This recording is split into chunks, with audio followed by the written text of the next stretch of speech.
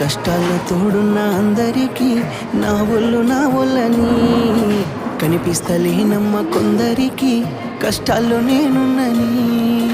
నా ఒళ్ళు నీ ఒళ్ళు ఏమున్నది అన్ని కాగితాల బంధాలు అవి కాగితాలే జీవితాలనుకొని అయినోళ్ళనే వదులుకుంటారయ్యా.